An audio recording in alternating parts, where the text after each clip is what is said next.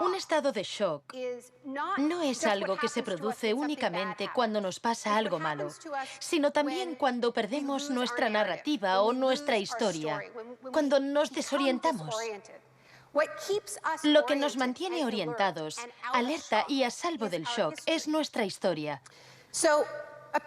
Una época de crisis como la que estamos viviendo es ideal para pensar en la historia, en la continuidad, en las raíces.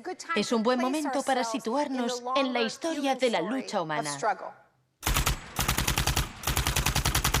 La doctrina del shock.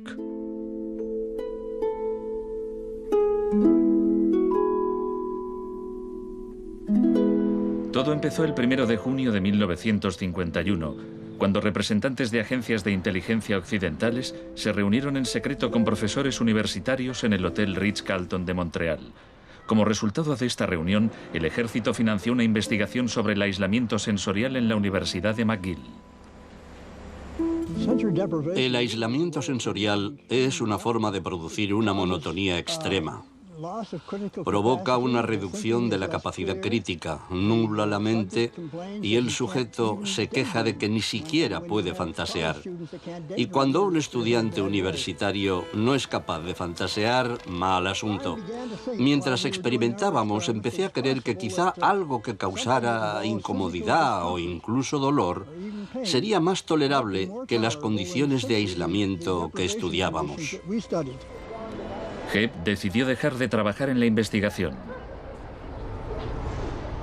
No tenía idea, cuando lo propuse, del arma tan terrible, tan potencialmente terrible que podía llegar a ser. Este es nuestro momento, nuestra oportunidad. Pero los experimentos continuaron bajo las órdenes del ambicioso jefe de psiquiatría, el Dr. Ewen Cameron. Su trabajo iba mucho más allá que el nuestro. Nosotros dejábamos muy claro que el sujeto podía marcharse en el momento en que quisiera, y algunos se iban. Los pacientes de Cameron no tuvieron tanta suerte. El Allen Memorial Institute, donde trabajaba, empezó a parecer una macabra cárcel donde Cameron llevaba a cabo experimentos extraños con sus pacientes de psiquiatría. Quería borrarles la mente, dejársela en blanco para reprogramarlos desde cero.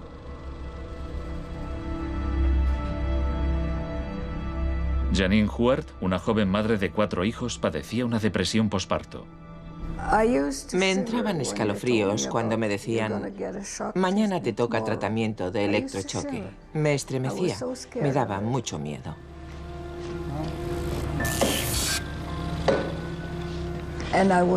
Despertaba en otra habitación, totalmente confundida y triste. Y me quedaba muy afligida después. Iba por ahí caminando como una zombie. Cameron combinaba los electrochoques con las curas de sueño y la repetición de mensajes grabados. Decía, Janine, Janine, estás rehuyendo tus responsabilidades. No quieres cuidar de tu marido ni de tus hijos. Lo repetía una y otra vez. Suena como si la interrogaran. Sí, como si me interrogaran, pero ¿con qué objeto? La CIA no tardó en poner en práctica los hallazgos de Cameron. Muchas de sus técnicas figuran en el manual Kubark de interrogatorios para el contraespionaje. He aquí unos fragmentos. Es una tesis central del manual que estas técnicas son, en esencia, métodos para provocar la desviación de la personalidad. Hay un intervalo, que puede ser muy breve, de animación suspendida, una especie de shock psicológico o parálisis. Los interrogadores expertos reconocen este efecto cuando se da y saben que desde ese momento el sujeto está mucho más abierto a la sugestión, mucho más dispuesto a obedecer que justo antes de sufrir el shock. El otro Dr. Shock.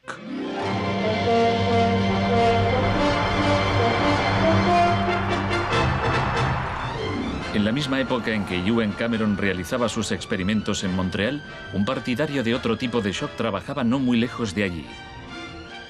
Milton Friedman era profesor de economía en la Universidad de Chicago. Creía que la terapia de shock económico impulsaría a las sociedades a aceptar un capitalismo más puro y desregulado. En octubre de 2008, durante la mayor crisis financiera desde 1929, Naomi Klein acudió a la Universidad de Chicago para hablar de Milton Friedman. Cuando Milton Friedman cumplió 90 años, la Casa Blanca de Bush organizó una celebración en su honor y todos pronunciaron discursos, incluido George Bush, pero el mejor fue el de Donald Rumsfeld. Mi cita favorita de ese discurso de Rumsfeld dice así: Milton es la encarnación de una realidad, la de que las ideas tienen consecuencias. La tesis que sostengo es que el caos económico que ahora mismo impera en Wall Street, en la América Media y en Washington, deriva de muchos factores, por supuesto, pero que entre ellos están las ideas de Milton Friedman. El crack de 1929 en Wall Street desencadenó la Gran Depresión de los años 30.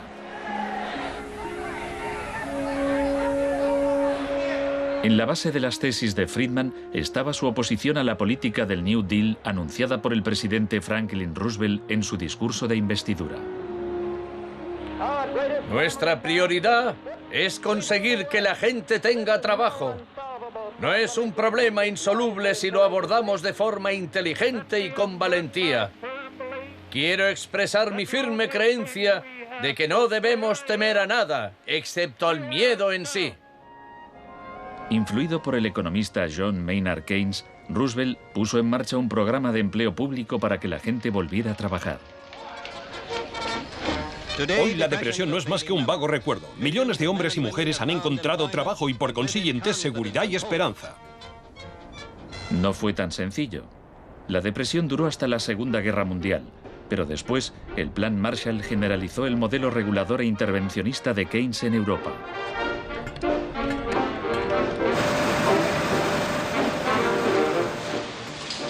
Sus principios gozaron de gran aceptación, aunque no por parte del Departamento de Economía de la Universidad de Chicago. Milton Friedman, desde esta universidad, libró una guerra contra el New Deal. Friedman era miembro de un grupo llamado Sociedad Mont Pelerin, dirigida por el economista Friedrich von Hayek. Creían que si el gobierno dejaba de prestar servicios y de regular los mercados, los problemas de la economía se resolverían solos. En los 50 los consideraban bichos raros, pero en los últimos 30 años sus ideas se han convertido en la doctrina económica dominante. La tesis de la doctrina del shock es que nos han contado un cuento sobre cómo estas medidas radicales han triunfado en el mundo, que no se han propagado de la mano de la libertad y la democracia, sino que han requerido shocks, crisis y estados de emergencia. Milton Friedman entendía la utilidad de las crisis. Solo una crisis, real o percibida, produce auténticos cambios. Cuando esa crisis sobreviene, las medidas que se toman dependen de las ideas que flotan en el ambiente. Primera puesta a prueba: Chile. Fue en Chile donde los seguidores de Friedman aprendieron a explotar un shock o crisis a gran escala. Por lo general, los voceros del neoliberalismo, los publicistas oficiales, ni siquiera mencionan a Chile. Empiezan a contar la historia a partir de Thatcher y Reagan, porque eso queda mucho mejor. En los años 50 y 60, las medidas progresistas de desarrollo en Chile eran un modelo para la zona. El gobierno invertía en salud, educación e industria. Las empresas estadounidenses temían por sus inversiones. Como respuesta, el Departamento de Estado comenzó a becar a estudiantes de Chile y el resto de Sudamérica para que estudiaran economía de libre mercado con Milton Friedman. La Universidad de Chicago tenía un convenio con la Universidad Católica de Chile que permitía a muchos chilenos venir a Chicago, donde les impartíamos formación y se doctoraban. Los estudiantes regresaban a Chile a dar clases. El Departamento de Economía de la Universidad Católica en Santiago se convirtió en una mini escuela de Chicago. Arnold Harberger, el economista que dirigía el programa, se describía como misionero totalmente entregado. En 1970, la Unidad Popular de Salvador Allende ganó las elecciones con un programa que proponía nacionalizar grandes sectores de la economía. La compañía de teléfonos pertenecía en su mayor parte a la empresa estadounidense ITT, que encabezó los intentos de evitar que Allende fuera presidente. Contaba con el apoyo de Richard Nixon en la Casa Blanca. Yo no estuve allí, pero puedo decirle lo que sabemos con certeza en la actualidad. Él encargó a la CIA que impidiera que Allende asumiese la presidencia e intentaron convencerme de que instigara al ejército chileno cuando Allende resultó elegido. A pesar de las maniobras de la CIA, Allende juró el cargo de presidente.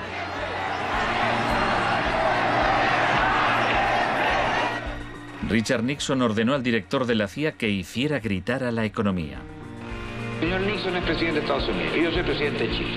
Yo no tendré un término despectivo contra el señor Nixon mientras el señor Nixon respete al presidente de Chile. Comenzó a fraguarse un golpe militar. Los Chicago Boys chilenos se pusieron a trabajar en un programa económico de 500 páginas llamado El Ladrillo. Con dinero de Estados Unidos se hizo todo lo posible por desestabilizar la economía. Se declaró una huelga de camioneros que paralizó fábricas y tiendas.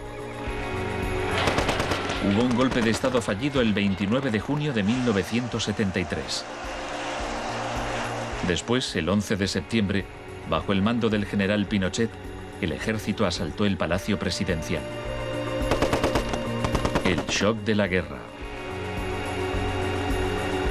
Chile había disfrutado durante 41 años ininterrumpidos de un régimen democrático que estaba siendo derrocado por medio de la violencia.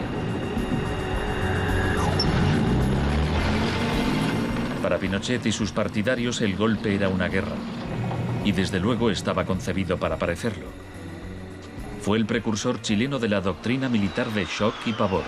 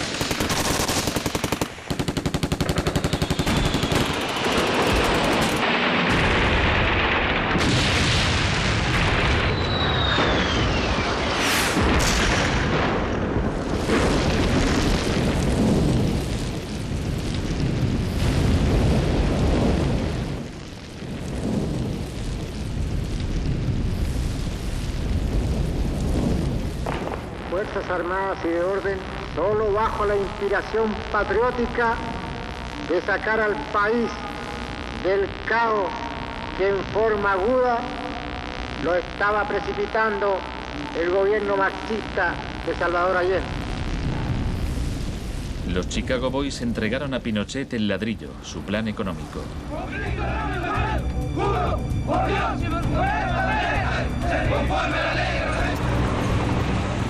Los días siguientes, más de 13.000 opositores fueron detenidos y encarcelados.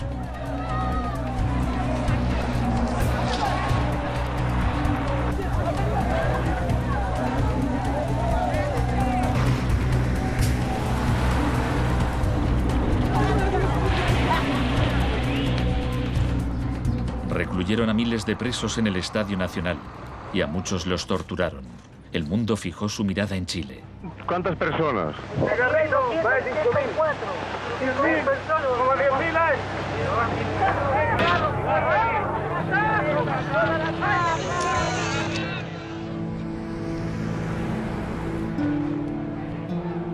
A principios de noviembre liberaron a 5.000 presos. A los 900 que quedaron los trasladaron a otros centros de detención.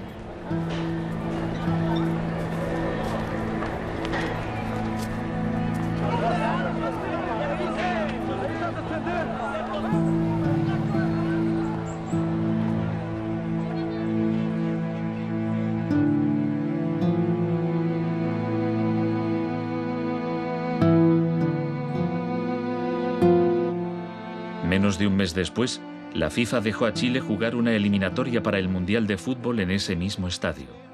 Su rival, la Unión Soviética, se negó a jugar allí, así que se permitió a Chile marcar en portería vacía y clasificarse para el Mundial de 1974. Porque fueron tocando sin adversario hasta el otro lado. El shock económico. Aprovechando el estado de shock de la población, Pinochet impuso las medidas recomendadas por los Chicago Boys, suprimió el control de precios, privatizó empresas estatales, eliminó aranceles de importación y redujo el gasto público. Más tarde, Friedman reconoció abiertamente la importancia del experimento chileno. Se trataba del primer caso en que un avance hacia el comunismo daba paso a un avance hacia el libre mercado. No dio resultado. Al cabo de un año había una inflación del 375% anual, la más alta del mundo. Así que en marzo de 1975, Arnold Harberger y Milton Friedman volaron a Santiago. Empleó una expresión que nunca se había utilizado en el contexto de una crisis económica mundial. Exigió un tratamiento de shock. Dijo que él era como un médico que iba a ayudar a un país asolado por una epidemia y simplemente recetaba el remedio. Friedman escribió que el general Pinochet se mostraba receptivo a la idea de un tratamiento de shock, aunque era evidente que le preocupaba el paro temporal que podía causar.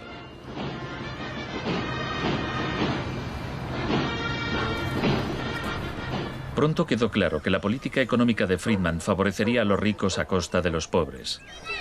Se calculaba que una familia que intentara subsistir con el salario mínimo tendría que gastar el 74% de sus ingresos en pan. Viajar en autobús o beber leche se había convertido en un lujo. Pinochet acabó con la distribución gratuita de leche en las escuelas, disposición similar a la polémica medida que había tomado la joven ministra de Educación británica que más tarde sería su amiga. ¿Me siento aquí? Gracias. Muchas gracias. Para poder imponer estas políticas económicas, había que sembrar el miedo hacia un enemigo. Tampoco creo yo que se haya triunfado totalmente sobre el marxismo. El marxismo es como un fantasma. Cuesta mucho tomarlo. Mejor dicho, no se puede tomar.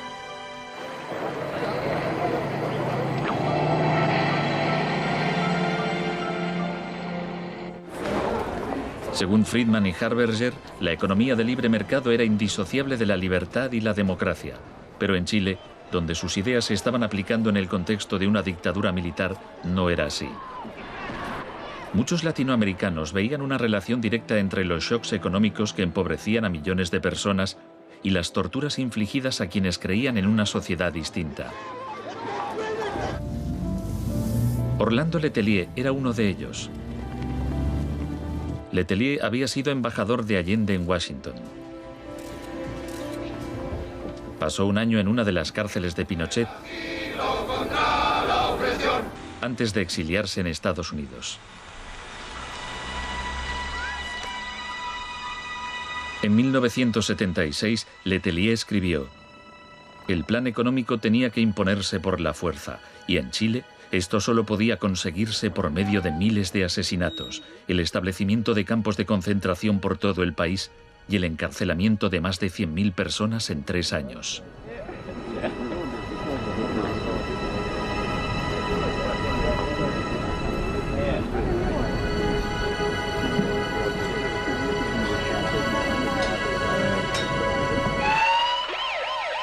Antes de que pasara un mes, Letelier murió en un atentado con coche bomba. Buenas tardes. Una potente explosión ha destrozado un coche que circulaba por el normalmente tranquilo Embassy Road de Washington. El chileno era Orlando Letelier, ministro de Exteriores durante los últimos meses del régimen marxista del difunto Salvador Allende. Damos paso a Richard Roth. Michael Townley, miembro de la policía política secreta de Pinochet, estaba detrás del atentado. Había entrado en Estados Unidos con pasaporte falso y la CIA estaba al corriente de ello. Michael, buenas noches. Buenas noches, Pablo. La opinión del Poder Judicial chileno, ¿hay confianza en él? Mire, yo confío plenamente en la justicia chilena, como patriota y luchador antimarxista y juntista por sobre todas las cosas. Pese a su confianza, Townley fue extraditado a Estados Unidos y condenado por el asesinato de Letelier. Pinochet gobernó Chile como dictador durante 17 años, pero en una entrevista en que se sinceraba, Harberger seguía negándolo. Un gobierno represivo no puede durar mucho tiempo en el marco de un sistema de auténtica libertad económica. El año del asesinato de Orlando Letelier se le concedió a Friedman el Premio Nobel de Economía. Saben, tienen una idea totalmente deformada de lo que pasó. Les explicaré un par de cosas. En primer lugar, universidades chilenas me ofrecieron 2 títulos honoríficos antes de que yo viajara allí. Rehusé aceptarlos porque dichas universidades se financiaban en parte con fondos públicos y yo no quería dar en ningún caso la impresión de que apoyaba el régimen político de Chile. No soy representante de Chile, no soy asesor de Chile, ni tengo responsabilidades para con el gobierno de Chile.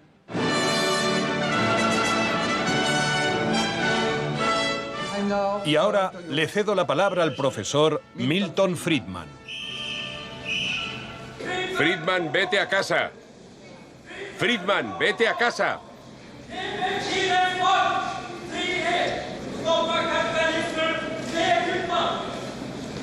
Lamento este incidente.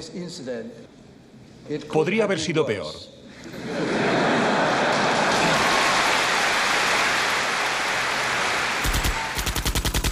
La revolución se propaga. El propósito de la doctrina del shock es contar una historia alternativa de cómo esa oleada salvaje de capitalismo puro e incontrolado que estamos viviendo llegó a dominar el mundo. Chile no fue el único país de Sudamérica que adoptó las políticas de la Escuela de Chicago. Los seguidores de Friedman ocupaban cargos clave en Brasil y asesoraban el gobierno de Uruguay. Entonces, el 24 de marzo de 1976, un golpe militar derrocó al gobierno de Isabel Perón en Argentina. Una junta de 3 generales tomó el poder bajo el mando del general Videla. Los Chicago Boys accedieron a puestos económicos relevantes en el gobierno militar. Aprovecharon la oportunidad para introducir importantes reformas económicas y sociales. Un año después del golpe, los sueldos habían perdido el 40% de su valor, se cerraban fábricas y la pobreza se disparó. Como en Chile, hubo que aterrorizar al pueblo para que aceptara estas medidas económicas. Videla aprendió de la experiencia de Pinochet. Adoptó la táctica de hacer desaparecer personas. Para equilibrar el terror público y privado, llevaban a cabo los secuestros en plena luz del día y después siempre podían negarlos. Fue necesario cumplimiento de la misión que la nación le tiene asignada, articular la defensa de la sociedad argentina. Las reglas de esta guerra no convencional, que no buscamos ni provocamos, son distintas. Muchas de las técnicas empleadas por los militares chilenos y argentinos las habían aprendido en la Escuela de las Américas, dirigida por Estados Unidos. Enseñaban técnicas de tortura. Violar a la víctima, desnudarla, herirla con objetos punzantes, romperle extremidades, sacarle los ojos, marcarla a fuego. En Latinoamérica hay regímenes que violan hoy en día los derechos humanos. Practican asesinatos políticos, torturas, deportaciones, encarcelamientos sin juicio, que son técnicas aprendidas en este centro. Quizás sea así. Si me dice que lo que enseñamos aquí se ha llevado a la práctica, no se lo negaré. El uso de la tortura contra un soldado enemigo conocido para obtener algún tipo de ventaja militar me parece justificable y acertado. Ir más allá, utilizar las técnicas de tortura solo para intimidar a la gente, es un grave error, poco ético e inmoral. Pero en Argentina y Chile estas técnicas no solo se emplearon con soldados o terroristas, sino con estudiantes y sindicalistas, con todo aquel que se opusiera a la política de libre mercado del régimen.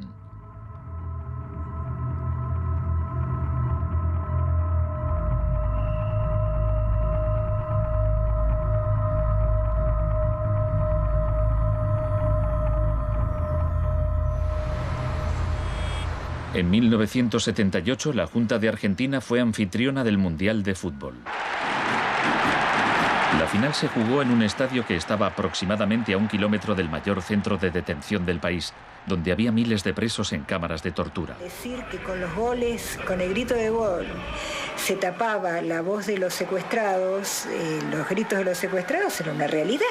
Organización extraordinaria, miles y miles de banderas, miles y miles de gargantas enronquecidas, 25 millones de argentinos que tienen un solo color, el celeste y blanco.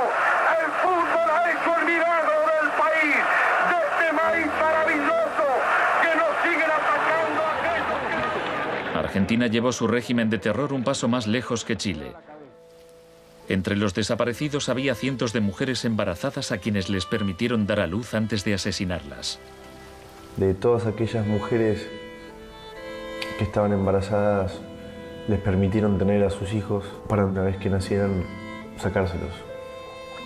Y eso sucedió con 500. Yo soy uno de esos 500. Esos niños, muchos de los cuales fueron criados por familias afines al ejército, eran un escalofriante recordatorio del proyecto de la Junta de rehacer toda la sociedad.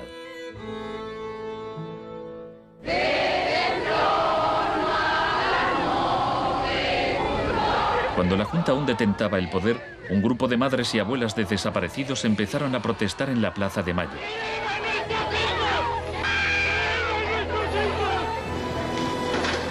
Como detectives buscaron a los niños perdidos. Tras la caída de la Junta, localizaron a algunos y los reunieron con sus familias. De vez en cuando encontraban restos. Por lo general, no encontraban nada. El general Videla fue declarado culpable de asesinato, secuestro y tortura. Señores jueces, nunca más. Se le condenó a cadena perpetua.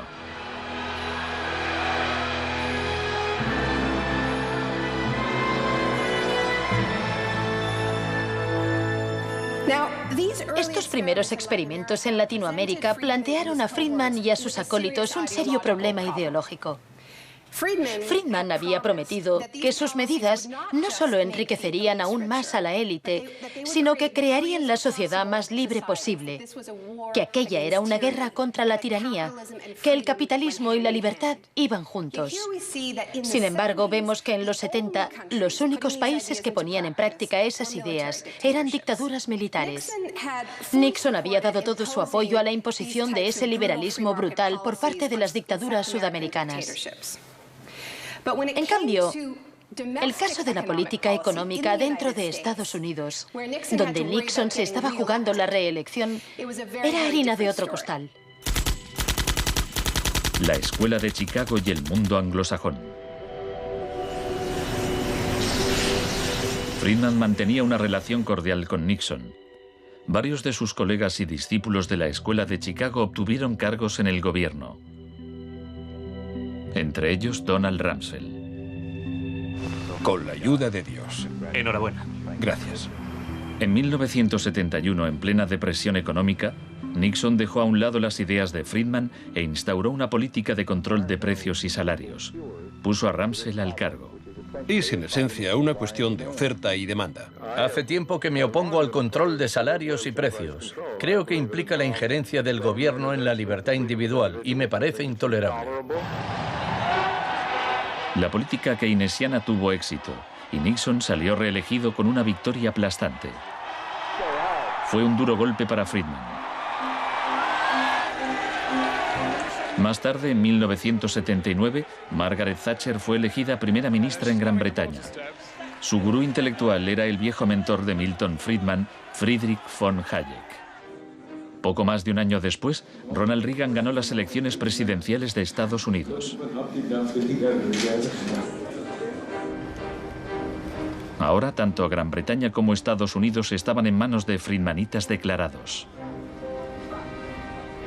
El programa con que Margaret Thatcher llegó al poder se basaba en 4 puntos: recortar el gasto público, bajar los impuestos, reducir el número de empresas estatales o paraestatales, desregular la industria e introducir una política monetaria moderada y estable para combatir la inflación. Durante sus primeros 3 años en el poder, el paro se duplicó en ciertos sectores, lo que provocó oleadas de huelgas. El índice de popularidad de Thatcher cayó hasta el 25%. Estallaron disturbios en las principales ciudades británicas. Hasta los admiradores de Thatcher albergaban ciertas dudas. Los resultados económicos de la administración Thatcher son desiguales.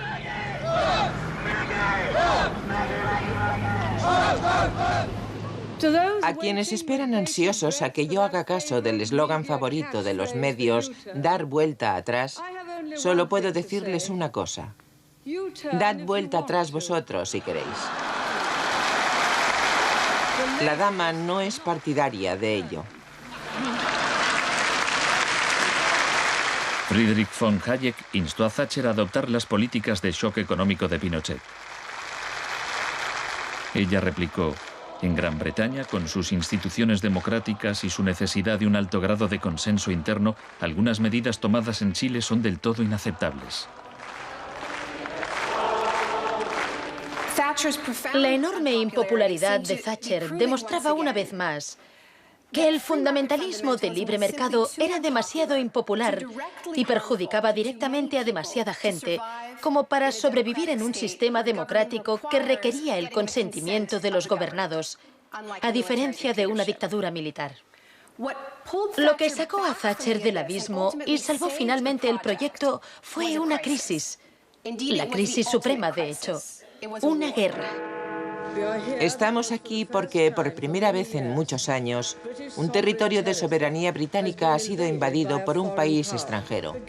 El gobierno ha decidido que un importante destacamento zarpe en cuanto se hayan ultimado todos los preparativos. El acorazado Invincible irá en cabeza. La mayoría de los británicos ni siquiera había oído hablar de las Malvinas, pero cuando Argentina invadió el pequeño archipiélago a miles de kilómetros de distancia, en el Atlántico Sur, Thatcher aprovechó la ocasión para hacer honor al apodo Dama de Hierro. Caballeros, me dicen que la bandera blanca ondea sobre Stanley. La guerra terminó menos de 3 meses después. Cuando las tropas regresaron al Reino Unido, las celebraciones patrióticas inundaron el país. Thatcher ganó las elecciones de 1983 por amplia mayoría. Esto le permitiría aplicar una forma de terapia de shock económico como la impuesta en Chile.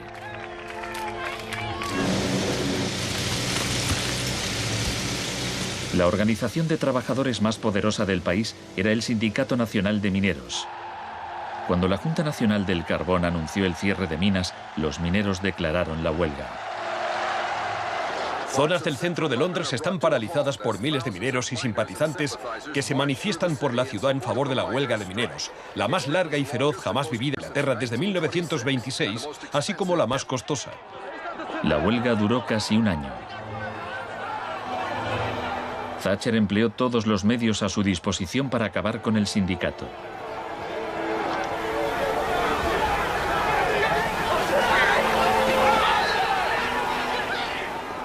Al final, los mineros fueron derrotados.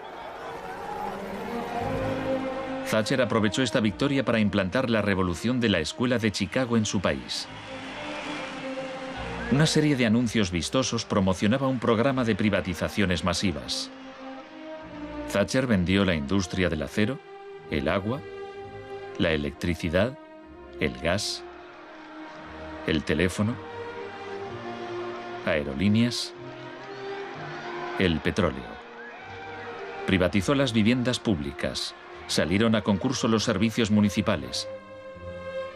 En 1986 se desregularon los servicios financieros y la banca. Se le llamó el Big Bang. No hace falta que le recuerde a ninguno de los presentes que el Big Bang es solo el principio. En el Reino Unido, antes de Thatcher, un gerente general ganaba 10 veces más que el empleado medio. En 2007 ganaba más de 100 veces más.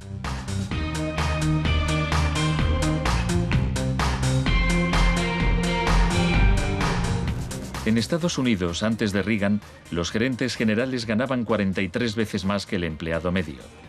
En 2005 ganaban más de 400 veces más. Friedman reconocía abiertamente que Thatcher y Reagan estaban haciendo mucho por difundir la doctrina de la Escuela de Chicago en el mundo. Por aquí, señor Reagan. He pensado que debía colocarse aquí.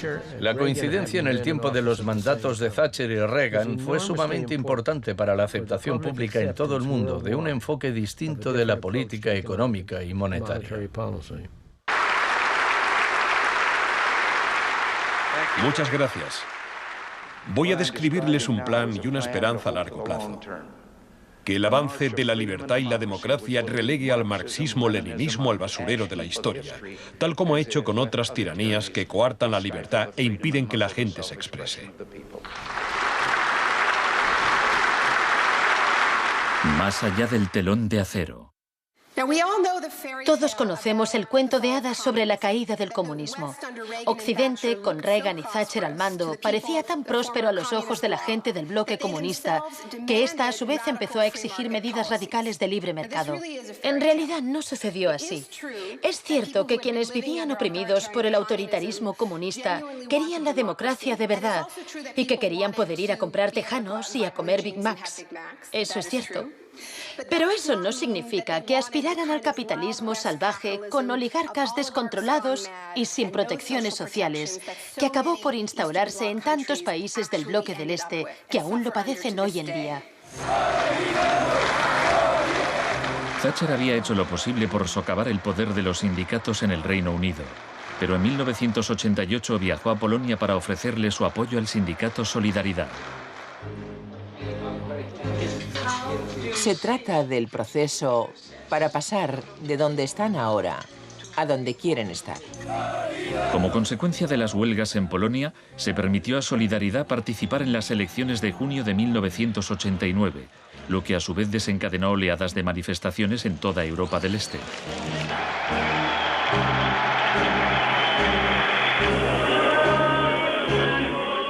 En épocas anteriores, la Unión Soviética había utilizado la fuerza para aplastar los movimientos democráticos. Pero ahora la URSS tenía un líder distinto, Mikhail Gorbachov, impulsor de la Glasnost y la Perestroika. Hablaba de una tercera vía, de una transición gradual hacia una socialdemocracia a la escandinava, algo a medio camino entre el capitalismo de libre mercado y el comunismo. Gorbachov cautivó al público y los políticos de Occidente. Es un líder audaz, decidido y valiente. Ante la mirada de Gorbachov, los viejos regímenes comunistas se desmoronaron uno a uno.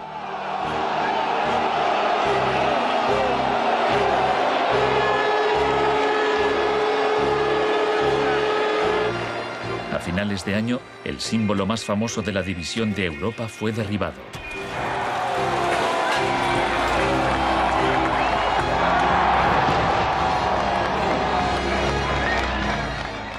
Para Friedman y los Chicago Boys, se abrieron las puertas de todo un mundo nuevo. En la Unión Soviética, Gorbachov quería reformar la economía rusa poco a poco. En 1991, Gorbachov asistió como invitado a la cumbre del G7 en Londres. Esperaba obtener apoyo financiero para sus reformas económicas graduales. Sin embargo, le dijeron que o aceptaba la terapia de shock radical o no le concederían ayudas. ¿Qué tal, señor presidente? ¿No está demasiado cerca? El mes siguiente se produjo un intento de golpe de Estado contra él. Miembros del sector duro del Partido Comunista pusieron a Gorbachov bajo arresto domiciliario en su casa de veraneo de Crimea. Los tanques rodearon la Casa Blanca, el Parlamento ruso.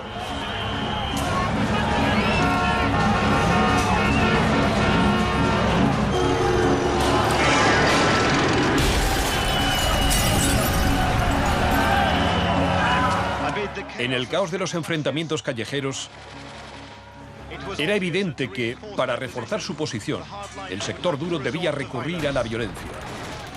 Estos choques entre el pueblo y las fuerzas del orden son algo nunca visto desde los tiempos lejanos de la Revolución Rusa. Hoy, cuando amanecía sobre un mar de escombros, empezaba a quedar claro que el golpe se estaba desmoronando. El edificio del Parlamento ruso estaba a salvo. El ejército no había intervenido. Y en el interior, Yeltsin tenía más poder que nunca.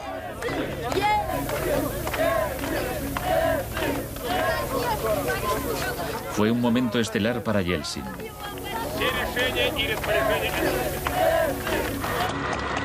Gorbachov fue puesto en libertad y regresó a Moscú, pero había perdido buena parte del poder. Aplaudo los elevados principios del pueblo ruso y también los del presidente Boris Yeltsin. En diciembre de 1991 se disolvió la Unión Soviética, un shock profundo para el pueblo ruso. Yeltsin se hizo cargo entonces de la política económica de la Federación Rusa. El libre mercado llegó a Rusia y con él el caos. La adopción de las doctrinas de la Escuela de Chicago por parte de Rusia marcó el principio de un nuevo capítulo en la cruzada por el libre mercado. Fue shock en estado puro, sin nada de terapia. Pese a los intentos oficiales por promover el capitalismo popular, lo cierto es que un puñado de empresarios amasó grandes fortunas. Se vendieron empresas estatales a precio de saldo.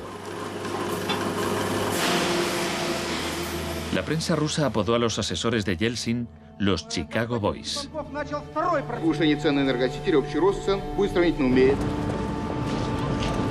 Gracias a la terapia de shock de Yeltsin, en 1992 los rusos consumían un 40% menos que en 1991. Un tercio de la población había caído en la pobreza y la gente tardaba meses en cobrar su sueldo. Según las predicciones de un experto, 140 millones de rusos pronto vivirán bajo el umbral de la pobreza. La corrupción era generalizada y el crimen organizado se disparó.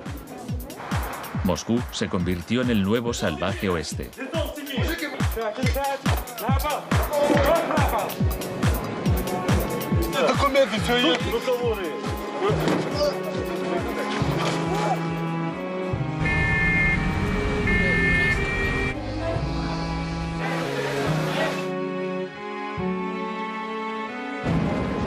La mayoría de los rusos se oponía a que el radicalismo de los Chicago Boys se implantase en su país. En marzo de 1993, el Parlamento tomó una decisión crucial. Votó a favor de retirarle a Yeltsin los poderes especiales que le había otorgado. Yeltsin instauró un régimen especial. El Tribunal Constitucional lo declaró ilegal.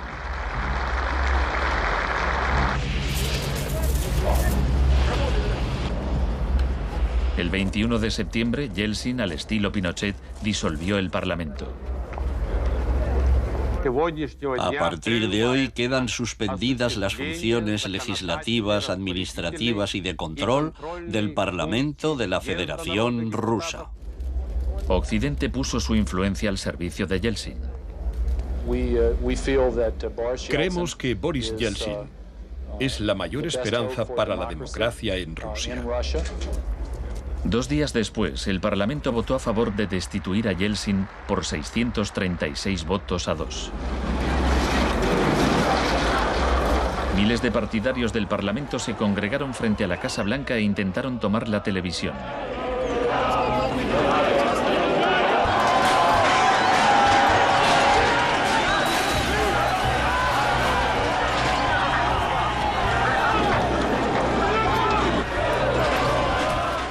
Parecía que los defensores del Parlamento iban ganando. Yeltsin voló de regreso a Moscú de su casa vacacional. Esa noche, 100 manifestantes murieron en los enfrentamientos con las fuerzas de Yeltsin.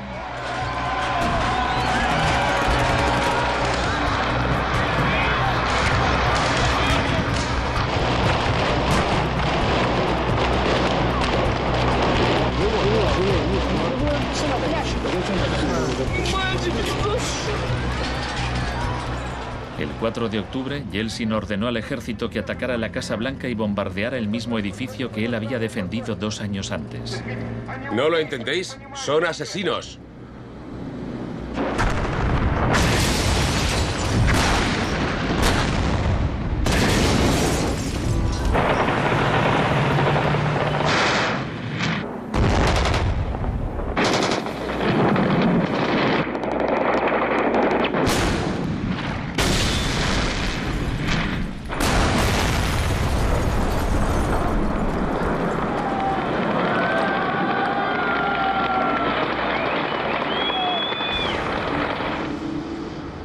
Warren Christopher, el secretario de Estado norteamericano, dijo: Estados Unidos no suele apoyar la suspensión de parlamentos, pero corren tiempos excepcionales.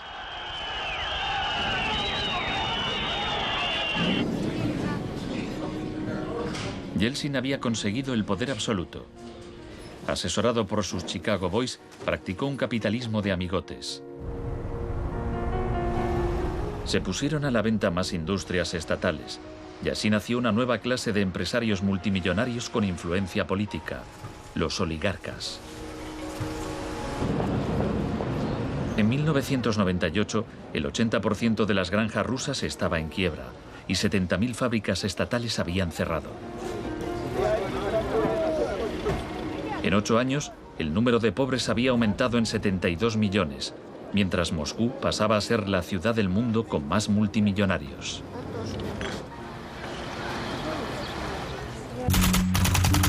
Un nuevo enemigo.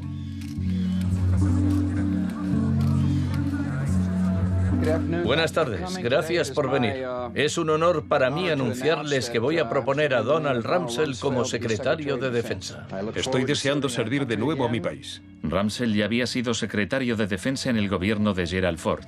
En ese entonces, el enemigo a temer era la Unión Soviética. No afirmo que nos estén invadiendo los rusos, sino sus tendencias. No digo que midan 3 metros, sino que medían 1,60 m, ahora 1,80 m y siguen creciendo. Ahora había un nuevo enemigo más cerca de casa. El 10 de septiembre de 2001, Rumsfeld expuso en un discurso sus planes para privatizar parte del ejército de Estados Unidos. Milton Friedman se habría sentido orgulloso. Decía: hoy hablaré de un adversario que representa una amenaza, una grave amenaza para la seguridad de Estados Unidos. Dicho adversario es uno de los últimos bastiones de la planificación central. Gobierna a golpe de planes quinquenales. Podría parecer que este adversario es la antigua Unión Soviética, pero ese enemigo ya no existe. Tenemos a este adversario mucho más cerca. Es la burocracia del Pentágono. Hoy le declaramos la guerra a la burocracia. Al día siguiente, el vuelo 77 de American Airlines se estrelló en el Pentágono y mató a 184 personas.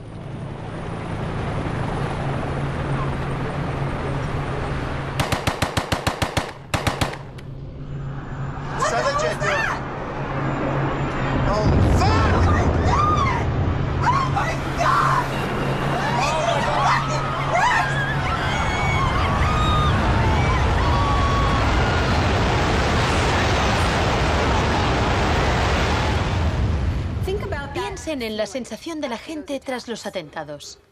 ¿Quién es esa gente? ¿De dónde son? ¿Por qué nos odian? Se produjo una rotura de esquemas colectiva. No vivíamos en el mundo en que creíamos vivir. Y nuestros líderes no dejaban de repetir que todo aquello que creíamos entender antes del atentado ya no era vigente. Se acuñó una nueva frase, mentalidad pre-11S. Lo que ocurrió en ese momento fue que surgieron teorías nuevas por arte de magia sobre un choque de civilizaciones. De pronto, ese era el mundo en que vivíamos. Resultó que había un eje del mal y que estábamos librando una guerra contra el terrorismo. Esta guerra abstracta e imposible de ganar ha tenido enormes consecuencias económicas. Antes de 2001, la seguridad nacional apenas podía considerarse una industria. Hoy en día es más importante que las industrias del cine y la música juntas. Entre el 11 de septiembre de 2001 y el año 2006, el Departamento de Seguridad Nacional pagó $130.000 millones a contratistas privados. Este es el complejo del capitalismo del desastre, una nueva economía basada en el miedo. Será una batalla monumental entre el bien y el mal. La guerra contra el terrorismo, primera parte. La mejor defensa contra el terror es una ofensiva global contra él, allí donde esté. La primera fase de esta guerra fue el bombardeo de Afganistán.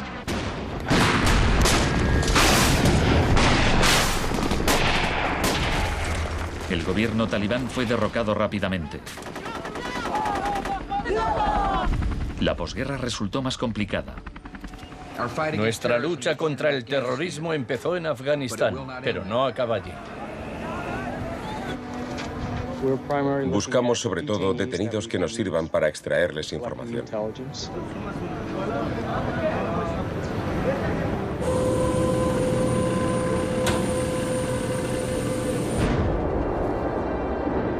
En Guantánamo, las fuerzas estadounidenses pusieron en práctica por primera vez las técnicas del manual Kubark de forma explícita y pública. Oficialmente aprobadas por la Casa Blanca, fueron mostradas abiertamente por televisión en todo el mundo. El aislamiento, tanto físico como psicológico, debe mantenerse desde el instante de la captura. La capacidad de resistir se ve reducida por la desorientación. Los presos deben guardar silencio en todo momento y jamás se les debe permitir hablar entre sí. 3 de los presos, Asif Iqbal, Rual Ahmed y Shafiq Rasul, eran de Tipton, Inglaterra. Pasaron más de 2 años en Guantánamo antes de que los liberasen sin cargos. No te dejaban hablar con nadie, ni hacer nada, ni estar de pie. Te obligaban a pasarte todo el rato ahí sentado. Yo pensaba, ¿qué demonios está pasando? ¿Dónde estoy? ¿Pasaremos aquí el resto de nuestra vida? ¿Podremos regresar a casa, volver a ver a nuestra familia? De los 779 presos retenidos en la bahía de Guantánamo, solo 3 han sido condenados por algún delito.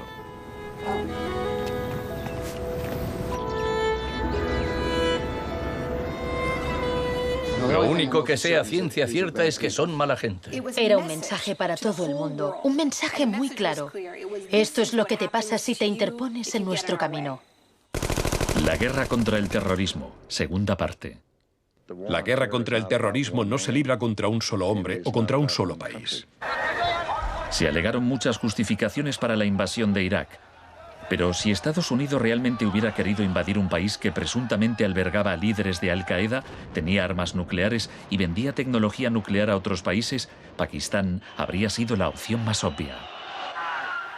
Tenía contactos estrechos con los talibán y el poder estaba en manos de un dictador militar. En cambio, George Bush eligió como objetivo Irak, el país con la tercera mayor reserva de petróleo del mundo.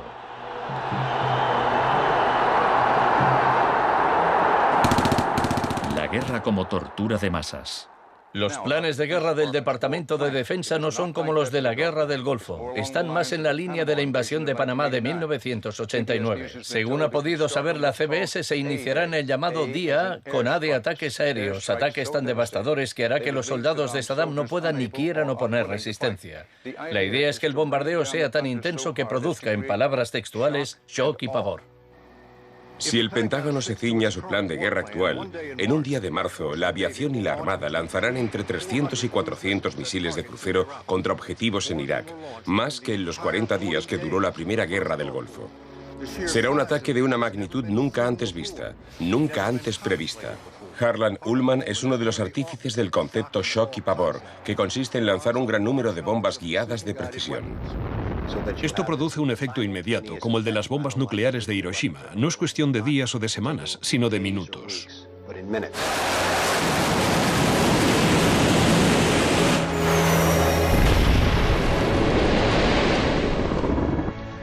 Además, paralizas la ciudad, es decir, la dejas sin energía ni agua y lanzas una campaña implacable de desgaste, de modo que al cabo de 2, 3, 4 o 5 días, ellos quedan agotados física, emocional y psicológicamente. Anoche una zona de 1 milla cuadrada del centro de Bagdad parecía el infierno en la tierra. Durante la primera oleada de bombardeos, los ciudadanos de Bagdad sufrieron una versión del aislamiento sensorial descrito en el manual Kubark.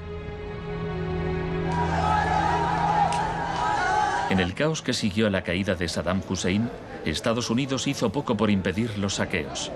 Algunos cargos del gobierno incluso los consideraban un punto de partida para desmantelar el Estado iraquí. John Agresto, encargado de reorganizar la educación superior, veía el saqueo de escuelas como una oportunidad para empezar de cero.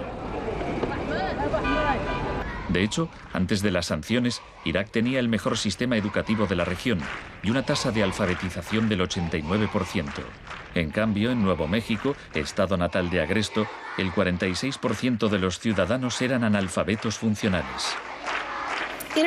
En Irak se aplicaron 3 formas de shock distintas que actuaban a la vez y se complementaban entre sí. Estaba el shock de la guerra, seguido de inmediato por la terapia de shock económico impuesta por Paul Bremer. Y como la resistencia a esa transformación económica, a ese shock económico rápido iba en aumento, se aplicó el shock de la represión y la tortura. 3 clases de shock distintas. El shock económico.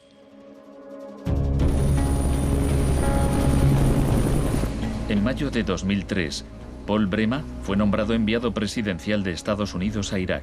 2 semanas después de su llegada, declaró el país listo para los negocios. Creemos que la coalición cuenta con una autoridad lo bastante amplia para decidir el rumbo de la economía iraquí. Bremer sabía poco sobre Irak, pero mucho sobre el capitalismo del desastre. Había fundado la Crisis Consulting Practice en los inicios del boom de la seguridad nacional. Hoy es un día muy importante en Bagdad.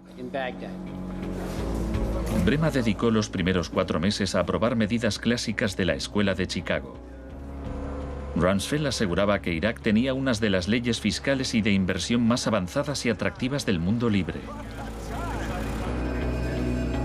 Una de las primeras disposiciones de Bremer fue despedir a 500.000 empleados públicos.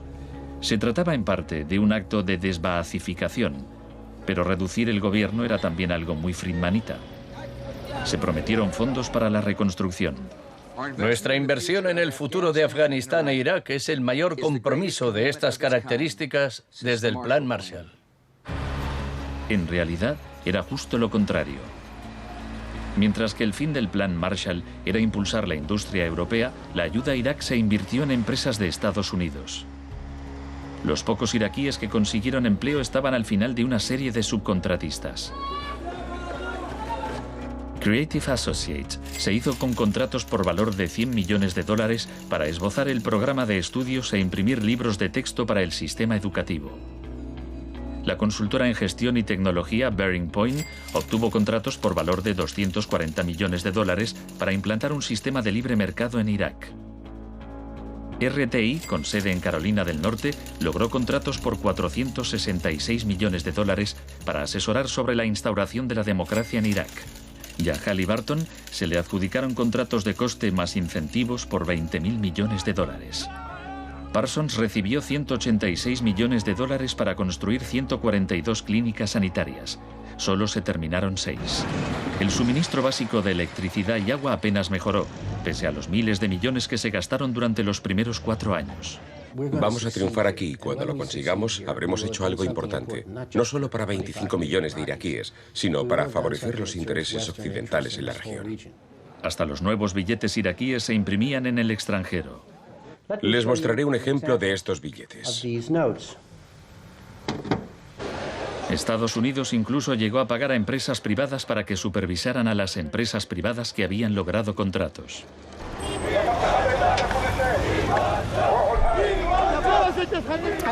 Estuve en Bagdad en 2004, cuando empezaban a cometerse atentados con frecuencia. De hecho, la noche en que llegué, una bomba estalló muy cerca del hotel. Pero lo que más me impactó entonces fue que, a pesar de la violencia y del caos, los iraquíes salieron a la calle a protestar al día siguiente. 19 muertos y 100 heridos en Nayaf. Lo que pedían en esa época era elecciones, tener voz y voto en el desarrollo de la era post-Saddam. En los primeros días de la ocupación, las protestas eran pacíficas, pero a medida que pasaba el tiempo, como las protestas no daban resultado, cada vez más iraquíes se unían a la resistencia armada.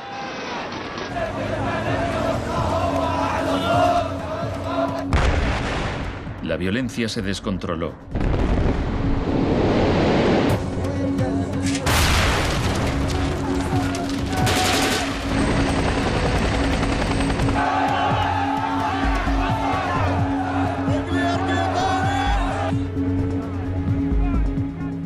Como había ocurrido en Sudamérica 3 décadas antes, se dejaban cuerpos en la cuneta a modo de advertencia. Eran los desaparecidos de Irak.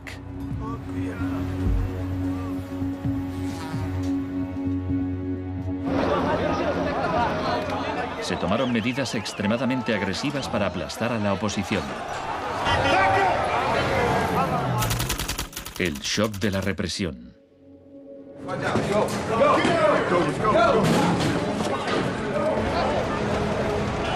Durante los primeros 3 años y medio de la ocupación, se capturó a 61.500 iraquíes. En la primavera de 2007, 19.000 seguían detenidos. En prisión los interrogaban con técnicas derivadas de las que ideó la CIA, basándose en los experimentos realizados por Ewen Cameron en los años 50.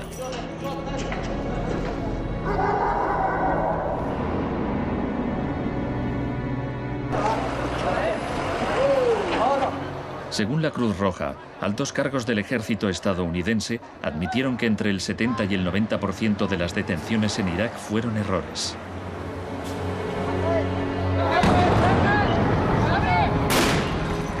Aunque el caos que reina en el país parezca un fracaso de la terapia de shock, en Irak el capitalismo del desastre ha florecido. El desastre en sí era una buena oportunidad para hacer negocio.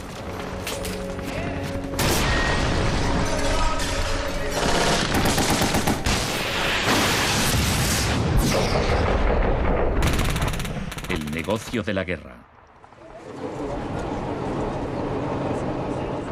El gasto militar de Estados Unidos prácticamente se ha duplicado desde 2001.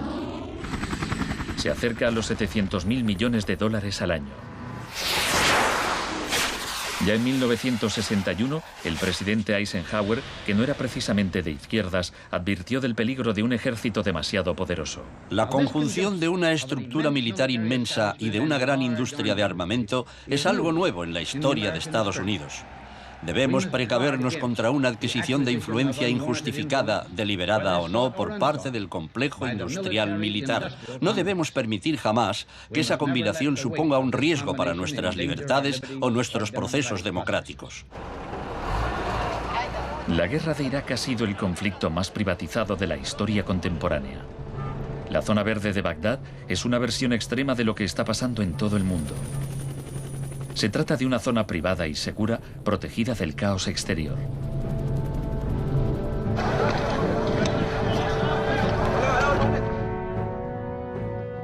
En 1991, durante la Primera Guerra del Golfo, por cada 100 soldados había un contratista militar. En 2003, cuando empezó la guerra de Irak, por cada 100 soldados había 10 contratistas. En 2006, por cada 100 soldados había 33 contratistas. Un año después, por cada 100 soldados había 70 contratistas. En julio de 2007 había más contratistas que soldados en Irak. Esto iba incluso más lejos de lo que Milton Friedman se había atrevido a soñar. Lo único que no privatizaría son las Fuerzas Armadas, los tribunales y algunas carreteras y autopistas. Una de las empresas contratadas más relevantes era Blackwater USA. Durante la batalla de abril de 2004 en Nayaf, Blackwater asumió el mando de los marines estadounidenses. Docenas de iraquíes murieron durante la operación. Estados Unidos había blindado las empresas privadas contra las leyes iraquíes, por lo que éstas funcionaban en un vacío legal, un poco como Guantánamo. Le pregunté al secretario de Defensa hace un par de meses bajo qué se rige. El señor Rumsfeld... Iba a preguntárselo yo. Siga.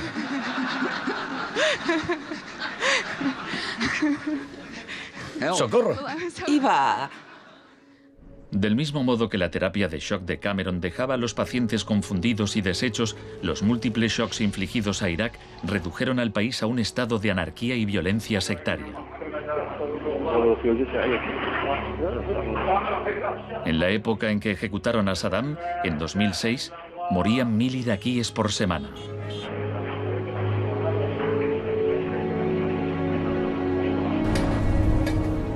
En abril de 2007, la Agencia de la ONU para los Refugiados calculaba que 4 millones de personas habían tenido que abandonar su hogar. Cientos de miles de iraquíes habían muerto. Creo que los historiadores escribirán con toda claridad que hicimos algo extraordinario y noble aquí.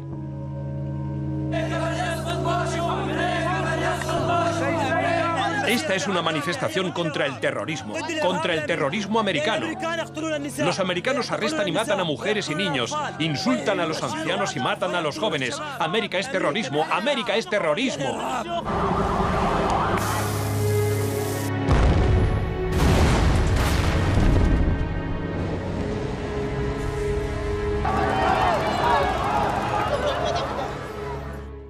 Un mundo de zonas verdes y rojas. Cuando el huracán Katrina llegó a Nueva Orleans en agosto de 2005, el mundo presenció horrorizado una especie de apartheid del desastre. Quienes tenían recursos se marcharon de la ciudad, mientras decenas de miles de desfavorecidos tuvieron que quedarse prácticamente sin ayuda del Estado.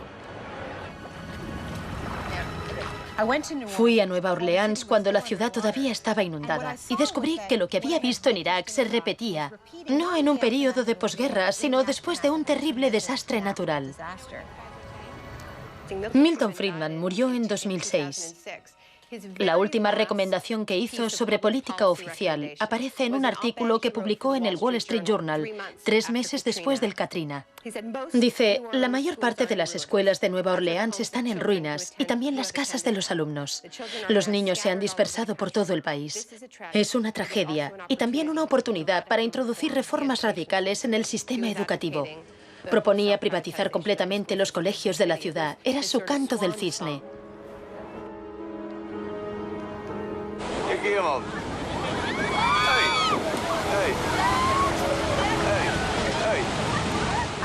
Fui testigo de un proceso similar en Sri Lanka, en los días que siguieron al tsunami de 2004. A gente que había vivido en la costa desde hacía generaciones se le impidió volver a fin de poder privatizar los terrenos y venderlos a hoteles de lujo.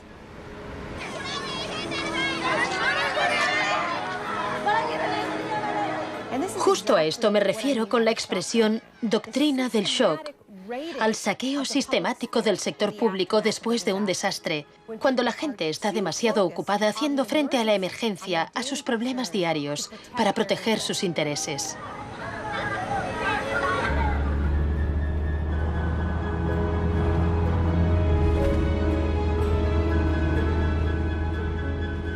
Tal vez el primer acto de resistencia sea negarnos a impedir que borren la memoria colectiva.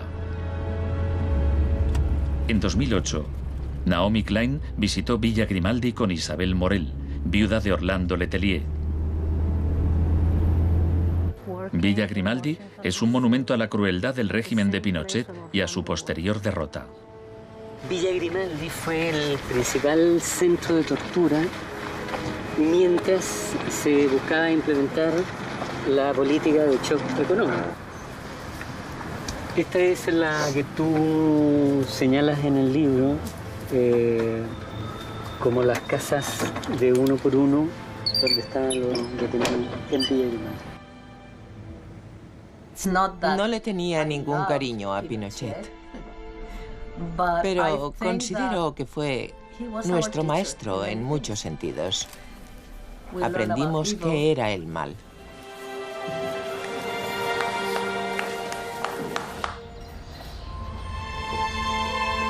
En 1988, Pinochet fue detenido cuando se encontraba en Londres.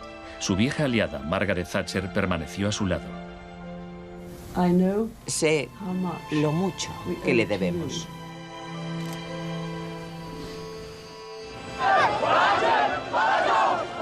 Hicieron falta 30 años para que el experimento económico que Pinochet fue el primero en probar diera la vuelta al mundo hasta Irak. Aún así, las similitudes entre pasado y presente son asombrosas. Entre los campos de concentración de Pinochet y el centro de detención de Bush en Guantánamo. Entre los desaparecidos de Chile y los de Irak. Entre los experimentos de Ewen Cameron y las torturas infligidas a los presos de Abu Ghraib. Ha llegado nuestro momento, nuestra ocasión. Borró todo el pasado. Por eso aplicaba electrochoques. Borraba el pasado del paciente e implantaba ideas nuevas. Pero Janine resistió. En 1988, la CIA accedió a indemnizar a Janine y a otras víctimas de los experimentos de Ewen Cameron. Janine, ¿estás orgullosa de que, aunque intentaron hundirte, tú has luchado con todas tus fuerzas y has vencido? En cierto modo, sí. En cierto modo. Porque creo que todavía me queda una pizca de fuerza de voluntad. Es muy difícil luchar contra un gobierno. La gente me decía: Janine, no puedes luchar contra el gobierno, no te das cuenta, son muy poderosos. Pero yo tenía fe en que ganaría. El fin de una era. Los mercados no regulados son volátiles por naturaleza. Las burbujas se inflan y al final estallan inevitablemente. Tras la desregulación del Big Bang, en los 80, se han producido varios shocks económicos. En 1987 hubo un lunes negro. Los mercados se desplomaron de forma espectacular. Fue el mayor derrumbe porcentual ocurrido en un mismo día en la historia de la bolsa.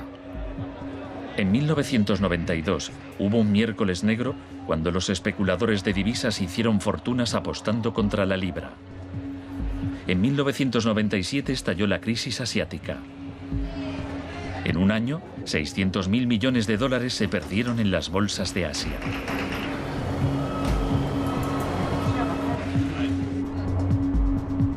Y finalmente, en septiembre de 2008, los mercados financieros implosionaron. El mercado no está funcionando correctamente. Ha habido una pérdida generalizada de confianza.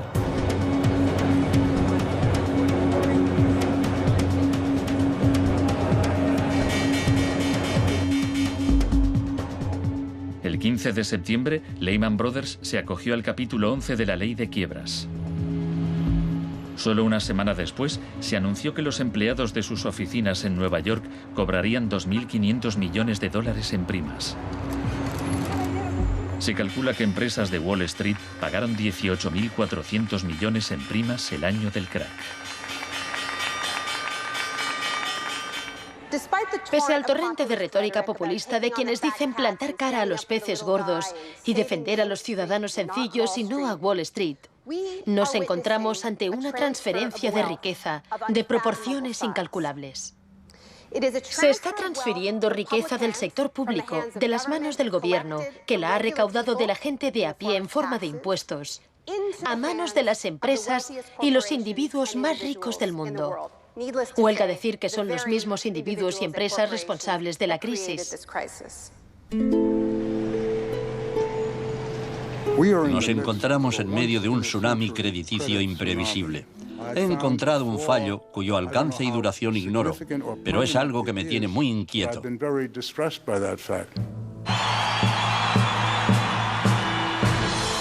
Estados Unidos, la crisis financiera propició la victoria de Obama.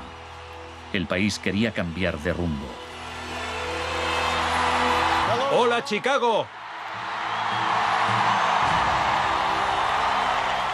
Esta crisis está claramente considerada por casi todo el mundo un resultado directo de esta ideología concreta de la desregularización y la privatización. La magnitud de la crisis abre una puerta a la esperanza.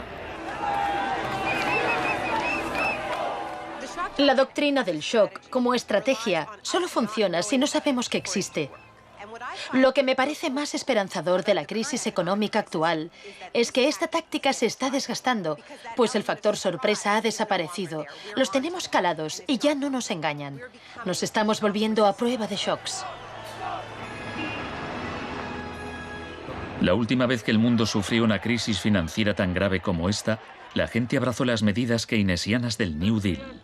Quiero expresar mi firme creencia de que no debemos temer a nada, excepto el miedo mismo. Más de 1 millón de personas se desplazó a Washington para asistir al discurso de investidura de Obama. Muchos periodistas lo compararon con Franklin Roosevelt. Últimamente se han trazado muchos paralelismos entre Obama y Franklin Delano Roosevelt. Así que hablaré un poco de este último.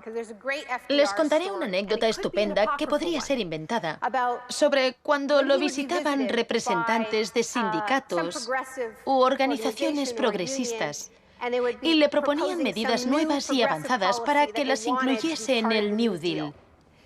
Él los escuchaba con atención y al final decía: ahora salid ahí fuera y obligadme a hacerlo. Y ellos así lo hacían. En 1937, año clave para el New Deal, ¿saben cuántas huelgas se declararon en Estados Unidos? 4.740 huelgas que duraban un promedio de 20 días. ¿Saben cuántas huelgas hubo en 2007? 2. 21. En fin, la otra razón para recordar esta historia de la lucha social es que nos dice algo muy importante, algo que debemos recordar en estos momentos en que nos jugamos tanto. Nos enseña que si queremos políticas contra la crisis que hagan de este mundo un sitio más sano, justo y pacífico, tendremos que salir ahí fuera y obligarlos. Gracias.